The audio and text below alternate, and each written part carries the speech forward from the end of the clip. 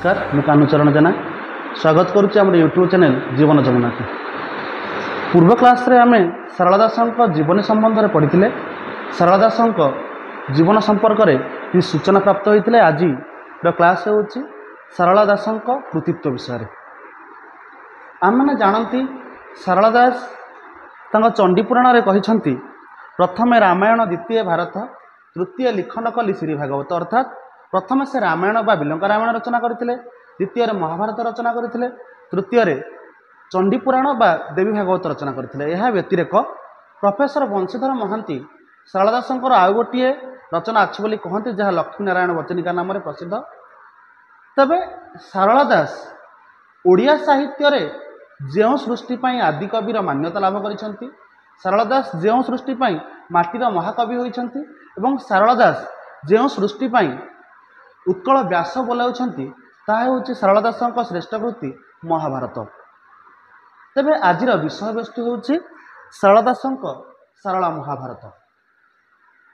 आमे माने जानती संस्कृत व्यासकृत महाभारतर छाया रे सारला दास निजर महाभारत टी रचना करिसंती किंतु जदि पाठक मात्रे आमे दुईटी जाक ग्रंथ देखिबा दुईटी जाक ग्रंथ को आलोचना करिबा गोटे जिनिस जानि परिबा दुईटी ग्रंथ संपूर्ण अलग अर्थात आम सारला दासଙ୍କ महाभारत गोटे मौलिक ग्रंथ।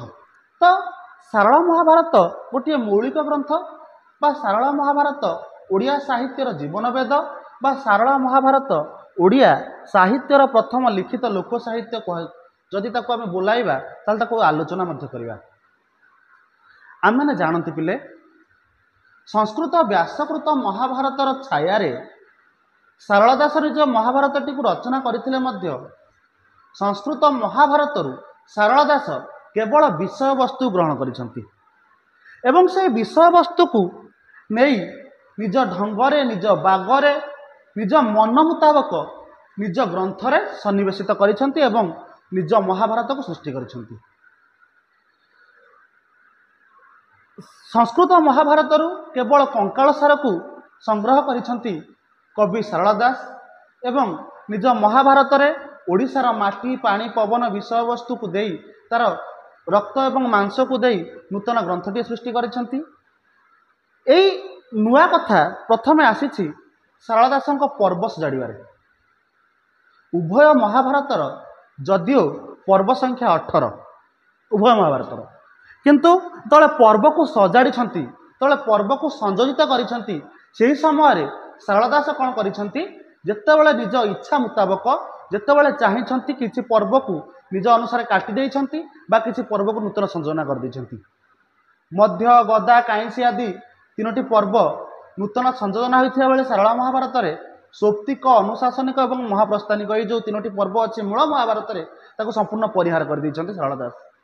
केवल एतिक नुहे आमे जानिछंती पिले व्यासकृत महाभारतर श्लोक संख्या 1,00,000 होइथिबा बेले आम सारलांक महाभारतर पद संख्या 1,40,000 ये 40,000 टपी जाइछन्ती अधिक एवं भाषा रे मध्य व्यासकृत महाभारत संस्कृत भाषा होइथिबा बेले गोटे प्रांतीय भाषा बा गोटे आंचलिक ओडिया भली गोटे आंचलिक भाषा रे रचना करिछन्ती सारला निजर महाभारत एवं एई भाषा कौनसी ज्ञानी कौनसी पंडितों पाई नथिला ए भाषा थिला साधारण ओडिया पाई ग्रामीण ओडिया मानक पाई। एहा व्यतिरेक सारला महाभारत रे आउ गोटे मौलिक प्रदर्शित होता है जहाँ हूँ चरित्र चित्रण। आम मैंने जानिछंती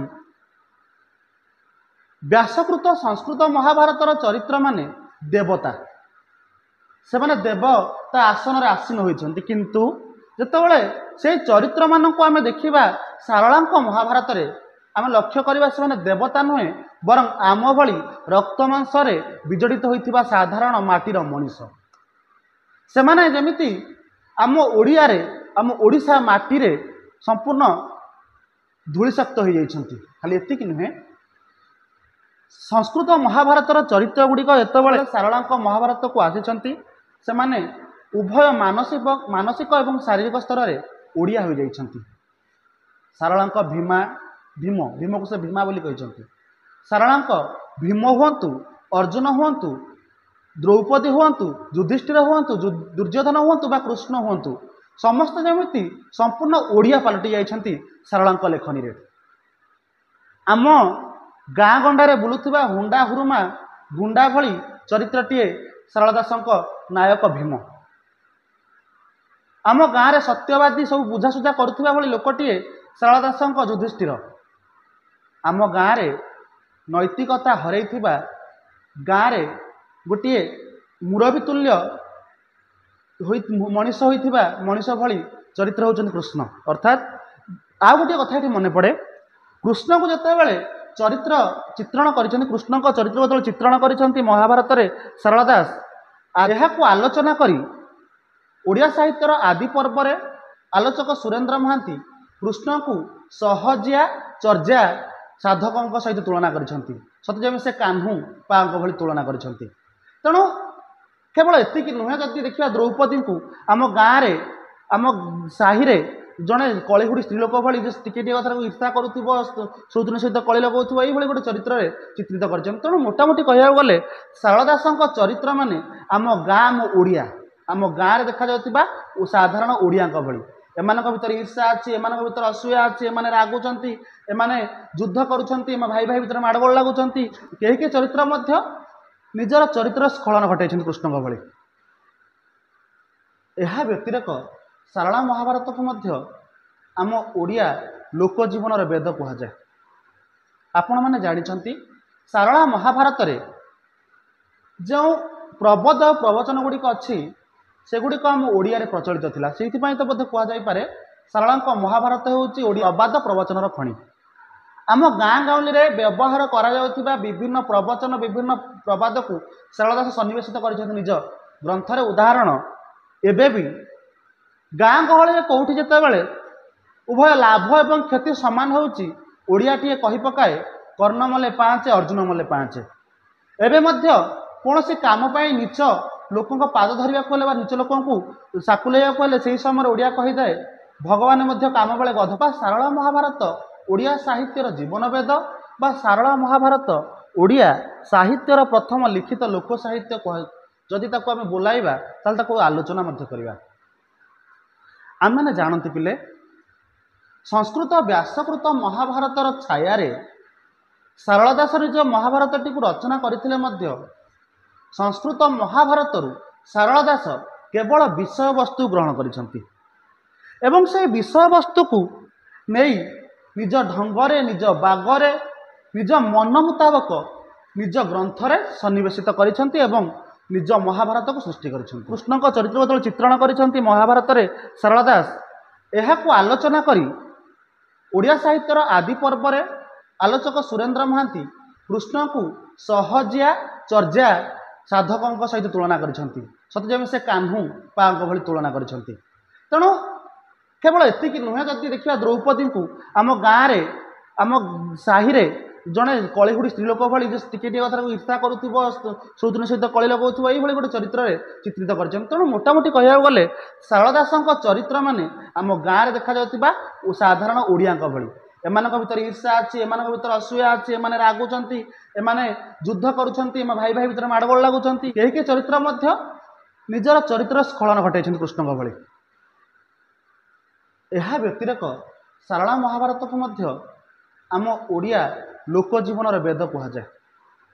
आपण मैंने जानते सारला महाभारत रे जो प्रबद प्रवचन गुड़िक अच्छी सेगुड़िक आम ओडिया रे प्रचलित थिला से तो बोधे कह जाई पारे सारला महाभारत होउची ओडिया प्रबाद प्रवचन खणी। आम गाँ गाउली रे व्यवहार करा जाउथिबा विभिन्न प्रवचन विभिन्न प्रबाद को सारला दास सन्निवेशित कर निज ग्रंथ रे। उदाहरण एबे भी गाँ गहली कौटी जितेबाला उभय लाभ एवं क्षति सामान होउची ओडियाटीए कही पकाए कर्ण मले पाँच अर्जुन मले पाँच। एबे मध्य कौन काम पाई नीच लोकों पाद धरवा को नीच लोक साकुलैया से समय ओडिया कहीदाए भगवान काम बेले गध पाद धरी। केवल एतिक नुहे जदि ओडिशा रे एबे भी कौन झील को बर मिलूना कौन बर को झील मिलूना से समय कह जाए गांधारी को बर ना कि धृतराष्ट्र को कन्या ना। तो यही अनेक प्रबाद प्रवचन भीम बल कईता को जना माड़ुआ महादेव माड़ खाइले बर देव କର୍ଣ୍ଣ ମଲେ 5 ଅର୍ଜୁନ ମଲେ 5 ଏଇଭଳି ଅନେକ ଅନେକ ପ୍ରବାଦ ପ୍ରବଚନ ଆମ ଓଡ଼ିଆ ସାରଳା ମହାଭାରତରେ ସନ୍ନିବେଶିତ ହୋଇଛି।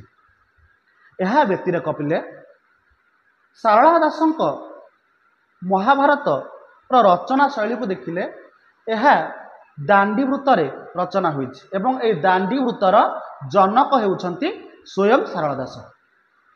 ଆପଣମାନେ ଜାଣିଛନ୍ତି ଦାଣ୍ଡିବୃତ୍ତ ଦୁଇଟି ପାଦରେ ଗୋଟିଏ ପଦ ହୁଏ ଏବଂ ଦୁଇଟି ଯାକର ପଦ ବା ଦୁଇଟି ଯାକର ପାଦ ସମାନ ସଂଖ୍ୟକ ନୁହେଁ। ତ ଏଇଭଳି ଭାବେ ଦେଖାଯାଇଛି ସାରଳା ମହାଭାରତରେ କିଛି ମୌଳିକତା। ଖାଲି ଏତିକି ନୁହେଁ, ସାରଳା ଦାସ ଯେତେବେଳେ ସଂସ୍କୃତ ମହାଭାରତରୁ ଚରିତ୍ରମାନଙ୍କୁ ଆଣି ବୁଲାଇଛନ୍ତି ଓଡ଼ିଶାରେ, ସେତେବେଳେ ଓଡ଼ିଶାରେ ସମଗ୍ର ତୀର୍ଥାଟନ କରାଇଛନ୍ତି ଏବଂ ପର୍ଯ୍ୟଟନ ବୁଲାଇଛନ୍ତି। ଖାଲି ସେତିକି ନୁହେଁ, ସଂସ୍କୃତ ମହାଭାରତର କୈଳାସ ଓଡ଼ିଆ ମହାଭାରତରେ କପିଳାସ ପାଲଟି ଯାଇଛି। ସଂସ୍କୃତ ମହାଭାରତର ସେ ଗୋଲୋକ ବୈକୁଣ୍ଠ ଓଡ଼ିଆ ମହାଭାରତରେ ଶ୍ରୀକ୍ଷେତ୍ର ପାଲଟି ଯାଇଛି। ସଂସ୍କୃତ ମହାଭାରତର ଗଙ୍ଗା ଓଡ଼ିଆ ମହାଭାରତର ଗୁପ୍ତ ଗଙ୍ଗା ବୈତରଣୀ ପାଲଟି ଯାଇଛି ଏବଂ ପାଣ୍ଡବମାନେ ସମଗ୍ର ଭାରତ ବୁଲି ନାହାନ୍ତି, ବରଂ ଉତ୍କଳକୁ ବୁଲି ଉତ୍କଳରେ ବୁଲିଛନ୍ତି, ଉତ୍କଳର ତୀର୍ଥରେ ତୀର୍ଥାଟନ କରିଛନ୍ତି, ଉତ୍କଳର ଦେବାଦେବୀଙ୍କୁ ପୂଜା କରିଛନ୍ତି। କଳାଙ୍କ ଦୃଷ୍ଟିରେ ପାଣ୍ଡବମାନେ ମଧ୍ୟ ଯାଜପୁରରୁ ଆସିକି ଯୁଧିଷ୍ଠିର ଏହି ଓଡ଼ିଆଣୀକୁ ବାହା ହେଇଛନ୍ତି, ସୁହାଣୀ କନ୍ୟାକୁ। ତେବେ ଏଇଭଳି ଭାବେ ଆମେ ସାରଳା ଦାସଙ୍କ ମହାଭାରତର ବିଭିନ୍ନ ମୌଳିକତା ଦେଖିପାରିବା। ସାରଳା ଦାସଙ୍କ ମହାଭାରତରେ ମଧ୍ୟ ଆଉ ଗୋଟିଏ ଅଛି ଜିନିଷ।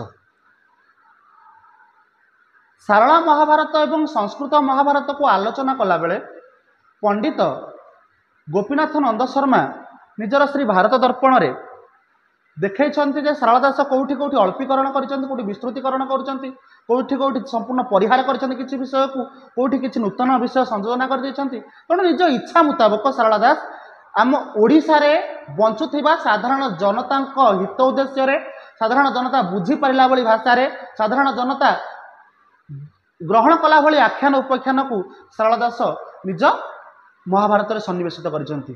ଆଜ୍ଞା, ସଂସ୍କୃତ ମହାଭାରତର ସବୁଠୁ ବଡ଼ ଗୋଟିଏ ଅଂଶ ହେଉଛି ଗୀତା, ଶ୍ରୀମଦ୍ ଭଗବତ ଗୀତା, ଯାହା ଅର୍ଜୁନକୁ ଶ୍ରୀକୃଷ୍ଣ ଶୁଣାଇଛନ୍ତି କୁରୁକ୍ଷେତ୍ରରେ।